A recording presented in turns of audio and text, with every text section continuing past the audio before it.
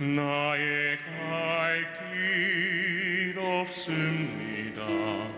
오직 주님밖에는 나의 피난처 없습니다. 주밖에는 오직 주님밖에는 나의 복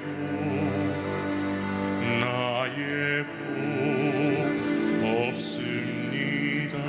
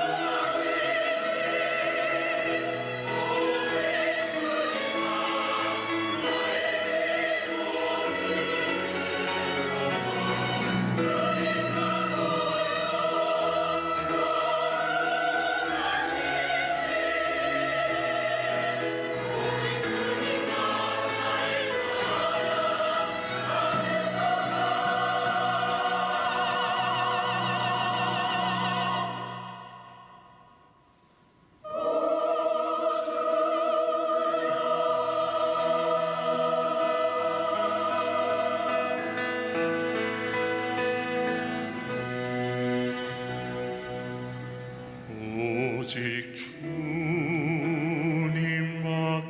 주님밖에는 나의 소망 없습니다.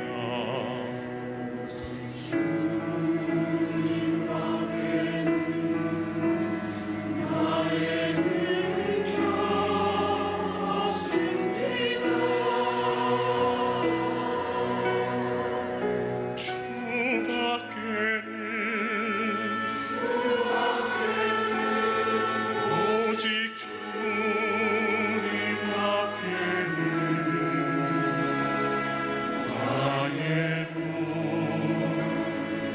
나의 복 없습니다.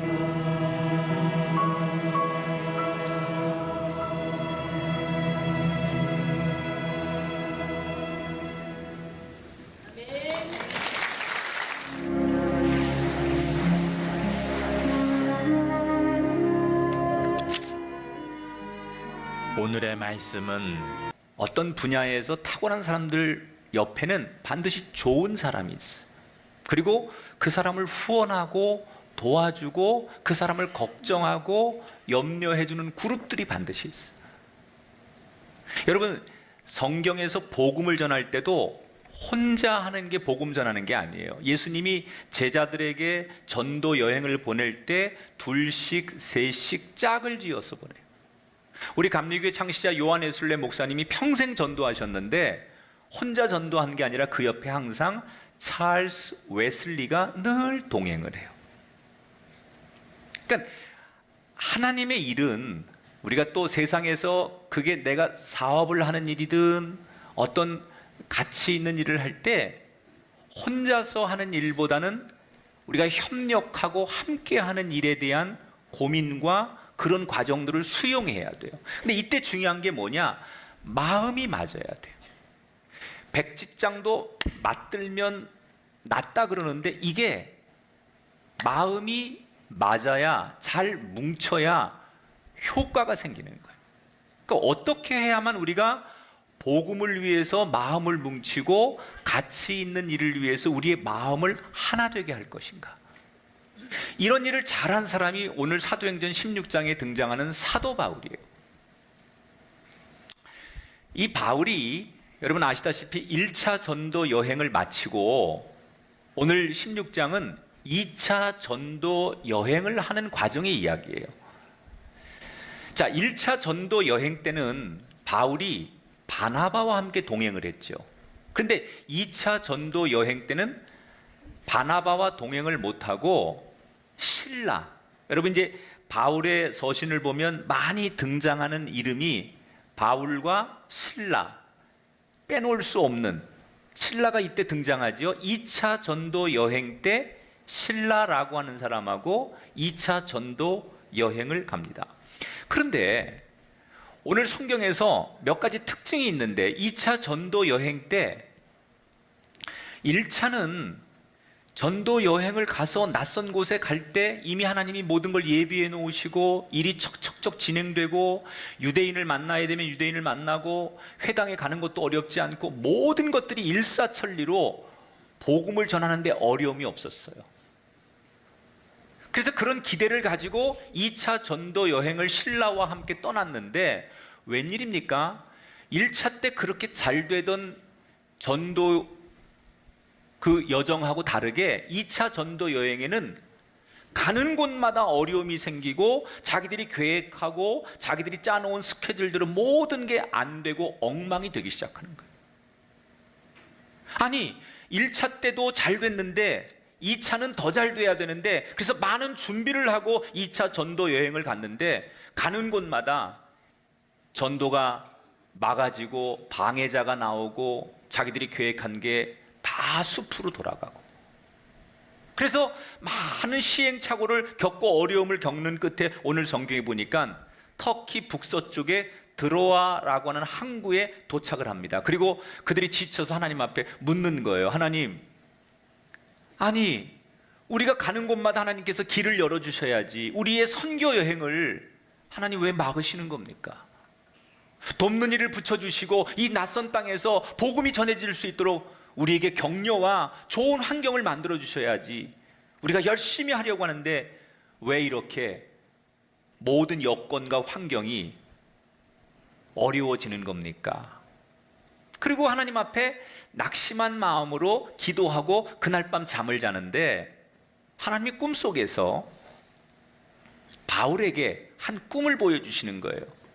마게도냐 사람 하나가 저 강 건너에서 바울에게 제발 우리에게 건너와 달라고 손짓하는 꿈을 꿔요.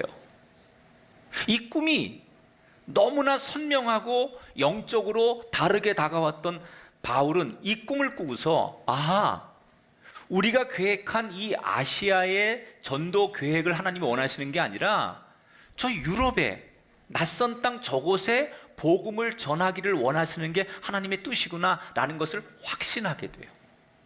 그러니까 영적으로 민감한 사람은요 작은 영적인 하나님의 터치에도 금방 그걸 느껴요.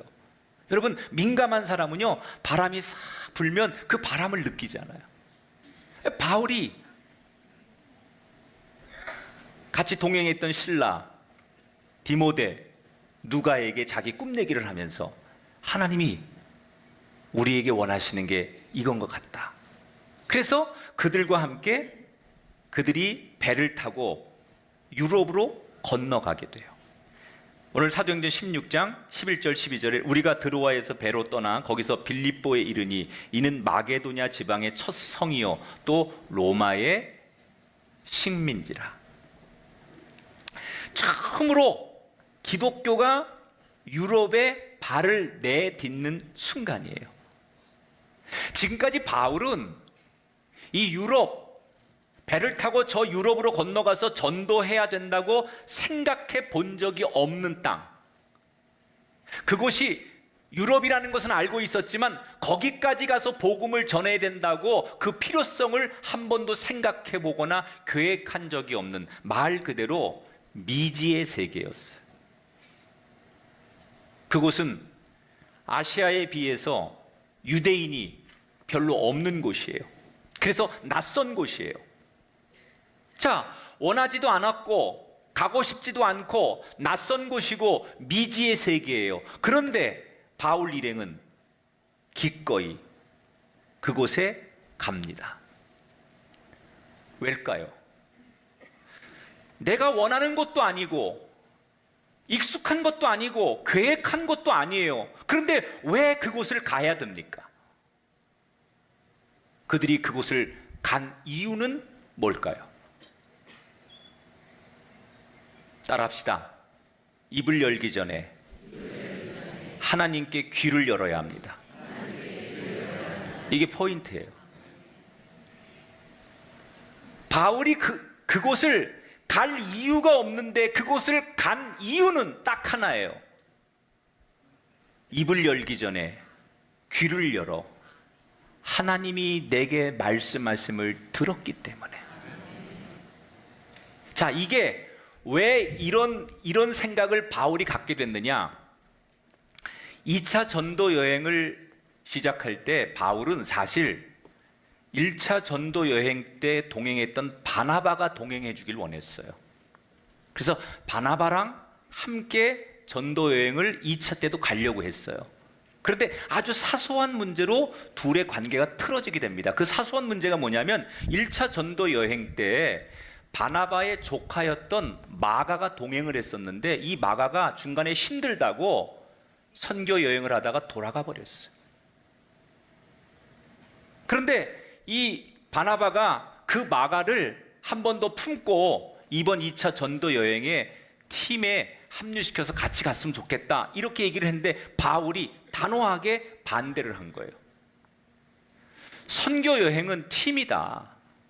우리가 한 팀이 되어서 가는 건데 지난번 전도 여행 때 그렇게 팀워크를 깨트리고 중간에 이탈을 해서 우리가 어려웠는데 준비되지 않은 사람이 이번에 개인적 관계로 또 끼게 되면 우리 전도 여행이 어려워질 테니 안 된다. 그래서 결국은 이 둘 사이에 이 문제가 조율이 되지 않아서 그 감정이 폭발하는 바람에 둘이 그 좋던 우정이 깨지고 관계가 서먹해지면서 결국은 전도 여행을 함께 갈 수 없게 됐어요. 그래서 바나바가 안 간다고 하니까 이 바울이 할 수 없이 실라라고 하는 사람을 데리고 전도 여행을 가게 된 거예요. 자, 처음에는 바나바가 너무나 미웠어요. 괘씸했어요. 그런데 시간이 점점점 지나면서 마음에 후회가 밀려오는 거예요. 내가 차라리 그때 바나바하고 그렇게 서로 이 문제 가지고 충돌할 때 조금 더 기도하자고 할 걸 그랬나? 그때 내가 조금 양보하고 내가 그냥 마가를 품고 같이 가자고 할 걸 그랬나? 처음엔 너무나 화가 나서 내 주장을 펼칠 때만 해도 감정이 상했었는데 시간이 점점점 지나면서 이 바울의 마음속에 내가 너무 지나쳤나? 내가 그걸 왜 못 받아줬을까? 그때 하나님 앞에 같이 우리 서로 브레이크 타임을 가지면서 기도하자고 그러면 얼마나 좋았을까? 이런 시간이 지나면서 조금씩 자기 마음속에 회개 그리고 후회 이런 게 생겼어요. 그러면서 스스로 결심하는 거예요. 이번에 전도 여행을 하면서 혹시 내 뜻대로 되지 않는 상황을 만났을 때 두 번 다시 바나바처럼 그 일처럼 갈등하거나 내 주장을 펼치기 전에 그런 일이 생긴다면 하나님의 생각을 들을 수 있도록 내 귀를 열어야 되겠다. 이게 바울이 바나바와 동행을 못하면서 스스로 자기가 영적으로 깨달은 교훈이에요. 그리고 지금 2차 전도 여행을 하면서 말 그대로 뜻대로 되지 않고 어려운 상황이 생겼는데 그때 그가 그런 마음을 가진 그대로 하나님께서 꿈속에서 자기에게 말씀하시는 그 말씀을 영적으로 듣는 거예요. 바울이 유럽의 전도 여행에 효과를 낼 수 있었던 영적인 포인트는 뭐냐? 자기의 주장, 자기의 생각을 말하기 전에 하나님의 소리를 듣기 위하여 귀를 열었다는 거예요. 그랬더니 어떻게 됩니까? 이전보다 그들의 전도팀이 더 하나가 되었어요. 여러분, 그 바울이 유럽으로 건너가는 그 첫걸음이 그 이후에 유럽의 르네상스, 유럽의 문화적인 부흥, 유럽의 산업혁명, 이 모든 인류의 역사를 만들어가는 거예요. 그리고 그 유럽의 찬란한 문화를 다시 미국으로 청교도들이 건너가서 미국의 문화가 기독교 문화가 만들어지고 그 힘으로 이 조선 땅에 복음이 들어와서 지금 우리가 예배하는 이 꿈의 교회까지 기독교 역사의 한 줄에 우리가 서 있는 거예요. 그 시작이 뭐예요? 오늘 사도행전 16장에 나오는 사도 바울이 마게도냐로 건너가는 이 이야기로부터 오늘 우리까지 이 이야기가 이어져 왔다는 거예요. 여러분, 우리가 살면서 정말 중요한 영적인 진리가 있어요. 대개 사람들은 말을 먼저 하고 말을 세게 하고 말을 잘하고 말을 많이 하면 그게 이기는 거고 그게 상대를 설득하는 거고 그게 여러분 나한테 유익이 된다고 생각합니다. 그러나 영적인 진리는 말하는 것보다 귀가 열릴 때 기적이 일어남을 가르치고 있는 거예요. 입이 먼저 살면 서로 싸움이 일어납니다. 입이 먼저 살면 내 주장이 강해지고 그곳엔 분열이 있습니다. 그러나 귀가 열리는 곳에는 평화가 있고 거기에는 열매가 있고 성령의 은혜가 있어요. 여러분 가정에서 여러분 자녀를 향해서 귀가 열리는 부모가 돼 보십시오. 부부간에 입이 열리는 부부가 아니라 귀가 열리는 부부가 되십시오. 교회 안에서 신앙생활하며 하나님 앞에 입을 여는 그런 성도가 아니라 내 귀가 먼저 열리는 성도가 돼 보십시오. 그때부터 여러분 삶에 내가 계획하지 않은 인생의 열매가 열리게 될 줄 믿습니다. 어린아이들이 말을 배울 때 옹알이 할 때 입이 먼저 열리는 게 아니에요. 엄마, 아빠의 소리를 먼저 듣는 거예요. 청각 장애인들이 듣지 못하시면 말도 못하시잖아요. 항상 영적으로 듣는 게 먼저예요. 우린 기도한다고 하면 내가 내 입으로 고백하는 게 먼저라고 생각해요. 하나님을 내가 부르는 게 먼저라고 생각해. 아닙니다. 하나님의 소리를 들어야만 하나님을 만나고 부를 수 있는 거예요.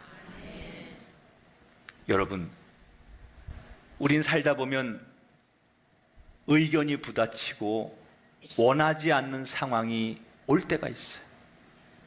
그게 가정에서도 우리의 일터에서도 세상 살아가면서 내가 뜻하지 않은 상황을 만나서 부딪혀야 할 때가 있어요.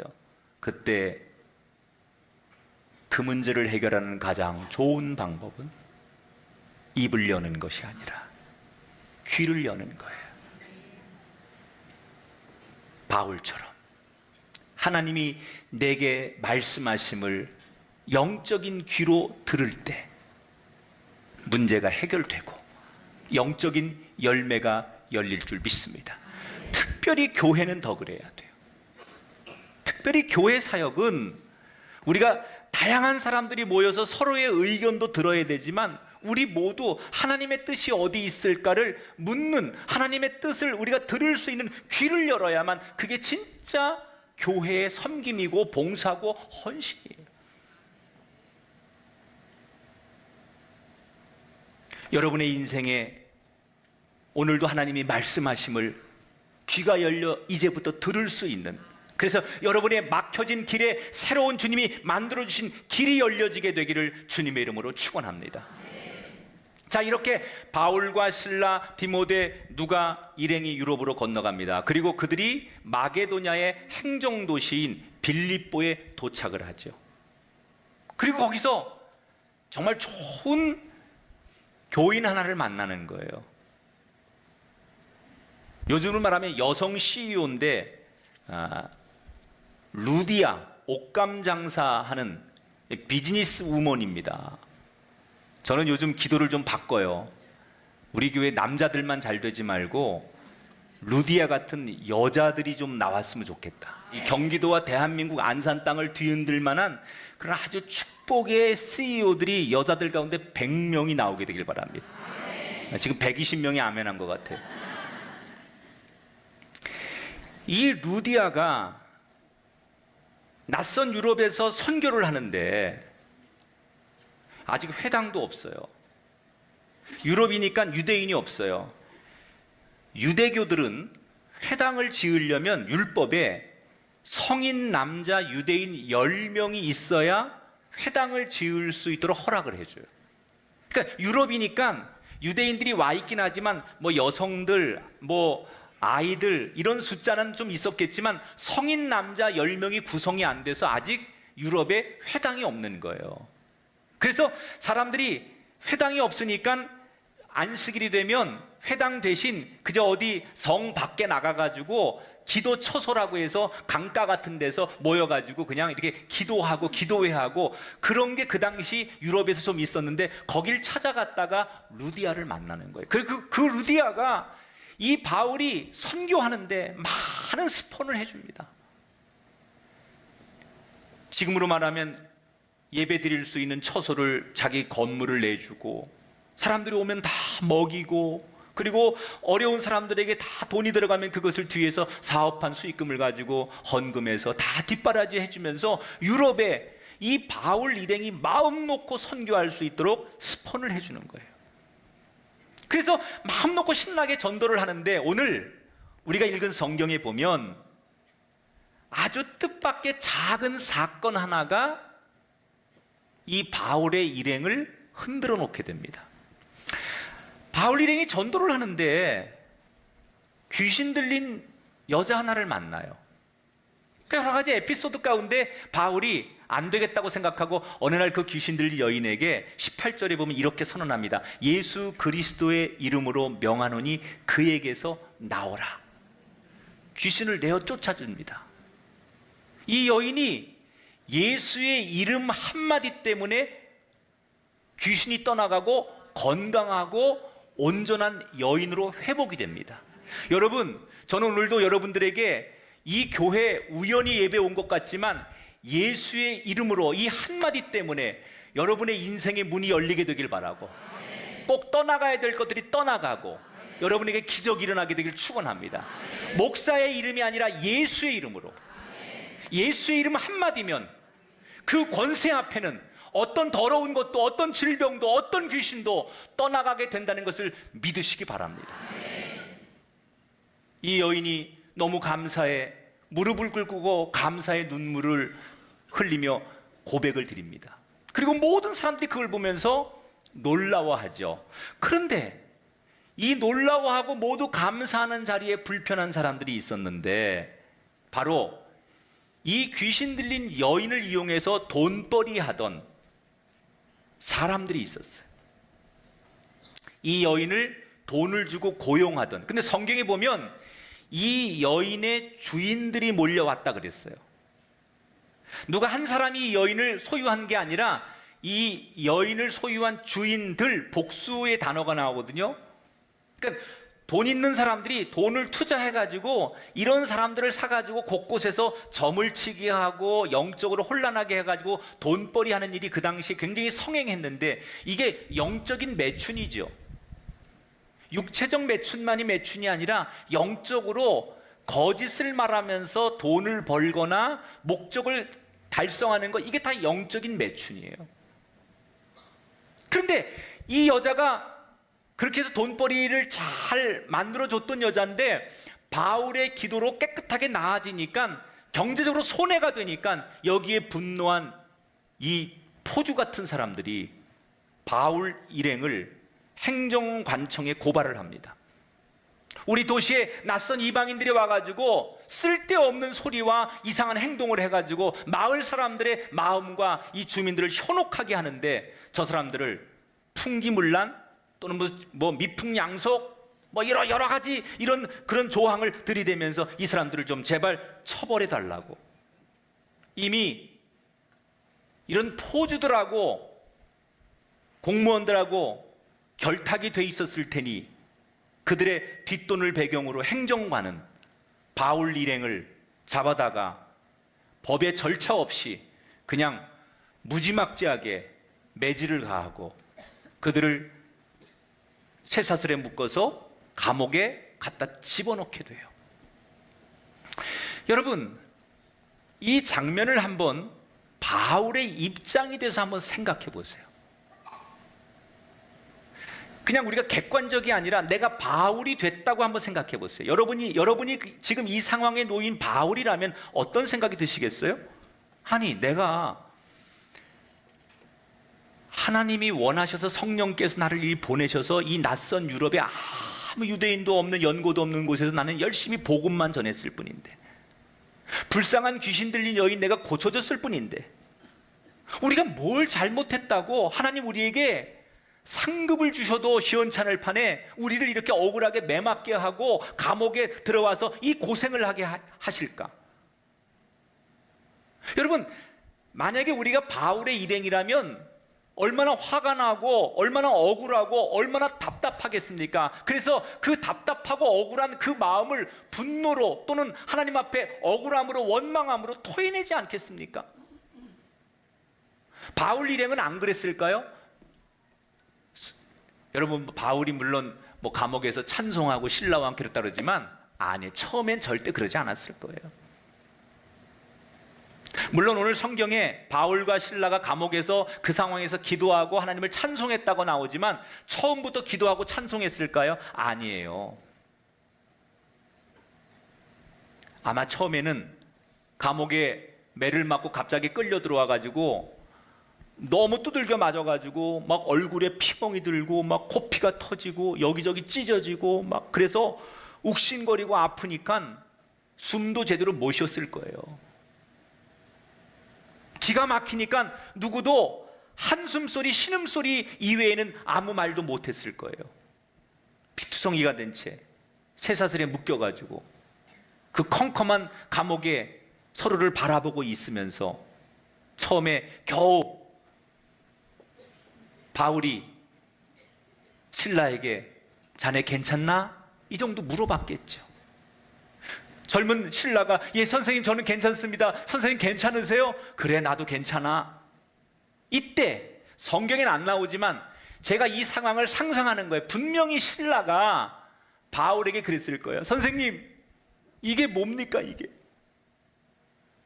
우리가 하나님 뜻에 순종하느라고 유럽까지 와가지고 고생해가지고 복음 전하고 전도하고 하나님을 위해 충성을 다했는데 이렇게 억울할 때가 어디 있습니까? 하나님 도대체 우리 왜 이렇게 힘들게 하시는 겁니까? 이런 게 복음 전하는 겁니까? 하나님이 정말 우리 편 맞는 겁니까? 우리 어떻게 해야 됩니까? 그리고 이 젊은 신라가 이 지금의 상황에서 자기 선생님인 바울에게 답답하고 억울한 마음을 푸념했을 거예요. 이때 바울이 맞장구를 치면서 맞아, 하나님 진짜 너무하셔. 뭐 전도고 선교고 야 우리 눈치껏 해야지 이렇게 헌신할 필요 없어. 바울이 그렇게 말했을까요? 그렇게 말했다면 뒤에 바울과 실라가 그 밤에 기도하고 찬송하는 일이 일어나지 않았을까요? 그때 바울이 뭐라고 말했을까? 제가 상상을 한 거예요. 바울이 이렇게 말했을 거예요. 그래, 내가 자네 마음도 알아. 그런데 내가 예전에 전도 여행 다닐 때 돌에 맞아 죽을 뻔한 적이 있었어. 근데 그때 하나님이 끝까지 나를 놓지 않으시고 하나님이 도우시고 함께 하시니까 그 돌에 맞아 사람들이 다 죽었다고 나를 내다 버렸는데도 하나님이 나와 함께 하시니 그때 내가 죽음에서 다시 살아나서 이렇게 복음 전하고 하나님 앞에 쓰임 받지 않는가. 우리가 지금 이렇게 억울하고 내일을 알 수 없는 이런 곳에 들어와 있지만 오늘도 우리가 이곳에서 하나님을 포기하지 않고 하나님을 부르고 하나님을 의지하면 하나님께서 우리를 분명히 지켜주실 것이야. 그리고 바울이 자기의 간증을 한 거예요. 성경에는 안 나와요, 이 얘기가. 제가 그냥 성경을 상상하는 거예요.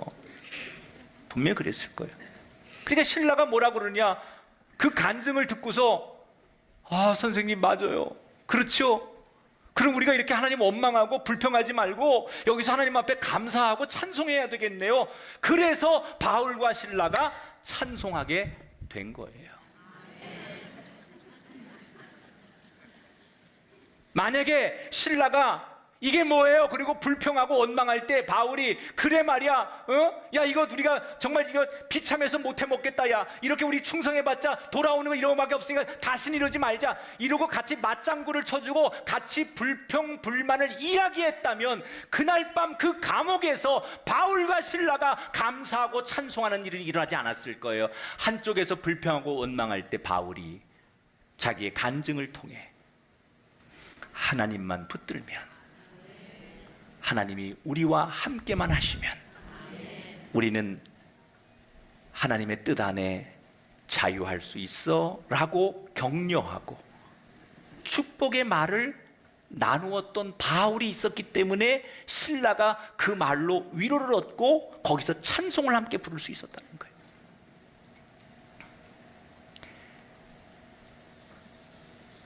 우리는 어려운 순간순간들을 참 많이 만나요. 내 기준으로 생각하면 억울하고 원망스럽고 도무지 내 상식으로는 이게 아닌데 어떻게 이런 일이 일어날 수 있을까에 대한 우린 그런 것 때문에 가슴앓이 합니다. 그때 내 옆에 있는 사람이 참 중요한 거예요. 난 당신 마음 이해하지만 그렇다고 원망만 하고 분노하고 그러지 말고 이럴 때일수록 하나님의 뜻을 구해보자고. 하나님이 당신 사랑하잖아. 하나님 우리를 버리지 않으시잖아. 이렇게 누군가가 옆에서 믿음의 말, 격려의 말, 충고의 말을 해줄 때 한쪽에서 원망하고 불평하던 사람들의 그 불평과 원망이 사라지는 거예요. 대개 한 공동체가 우르르 무너질 때 보면 이쪽에서 불만을 얘기할 때 격려와 축복을 하는 말 대신 이 불만을 같이 맞장구를 쳐줄 때, 우리 교회 27년 됐잖아요. 그동안 많은 교인들이 왔었고 많은 전도대도 있었고 많은 봉사자들이 있었어요.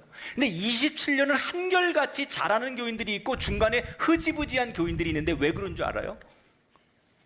27년을 한결같이 잘하는 사람들 보면요, 왜 그 27년을 봉사하고 전도하고 헌신하면서 그들에게 어려운 일이 없었겠어요? 왜 교회 안에 갈등이 없었겠어요? 왜 위기의 순간이 없었겠어요? 그런데 그 사람 옆에 격려하는 사람들이 있었던 거예요. 힘들지만, 어렵지만, 억울하지만 이걸 우리가 기도로 이겨내야지, 그러면서 좋은 말로 서로 격려하고 축복하는 사람들이 있었기 때문에 그 고비를 넘겨서 27년을 진행해 온 사람들이 있는가 하면, 그 어려운 순간에 불평, 불만과 원망이 생길 때 거기에 맞장구를 쳐주고 격려하는 사람이 없는 공동체는 반드시 사라지더라는 거예요. 우리 가정도 마찬가지고 여러분의 삶의 일터도 마찬가지예요. 어려움과 위기가 생겼을 때 누가 격려와 위로의 말을 해주느냐가 그 공동체를 살리는 거예요. 여러분, 우리가 지금 예배하고 봉사하고 찬양하고 이 모든 것들은 궁극적으로 영혼을 구원하기 위해서 하는 행위들이에요. 그런데 영혼을 구원하기 위해서 우리가 예배도 하고 훈련도 하고 봉사도 하고 여러 가지 일을 하다 보면 사람끼리니까 부딪히고 원망하고 불평할 만한 상황들이 많아집니다. 그때 그런 감정들을 쏟아내는 것이 우리 공동체를 살리는 게 아니라 하나님만 바라보자고, 하나님만 붙들자고 격려할 때 교회가 살아나고 가정이 회복되고 여러분의 일터와 삶의 자리에 기적이 일어날 줄 믿습니다.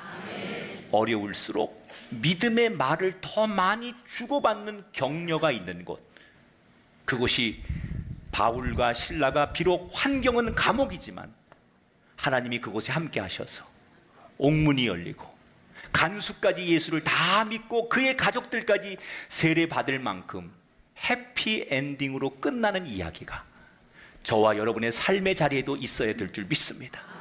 지금은 우리의 삶이 억울하고 힘들고 정말 깊은 감옥에 갇혀져 있는 것처럼 고통과 고난의 연속일지라도 그곳에서 격려하고 위로하고 하나님을 바라보자고 서로를 부둥켜 안아줄 때 여러분이 있는 그 자리가 변하여 기적의 자리가 될 것이고, 지금의 이 과정이 우리 언젠가 우리의 삶의 해피엔딩으로 끝나는 그날이 오게 될 줄 믿습니다. 여러분, 이번 한 주간 여러분의 삶의 자리에 이런 기적이 일어나시게 되기를 축복합니다. 여러분의 가정에, 여러분의 가족들에게, 여러분의 일터에 이런 기적이 일어나는 한 주간이 되시기를 주님의 이름으로 축원합니다. 따라합시다. 전도도 마음이 맞아야 합니다. 우리가 정말 마음을 맞추려면 두 가지 해야 돼요. 입을 열기 전 귀를 열어야 된다.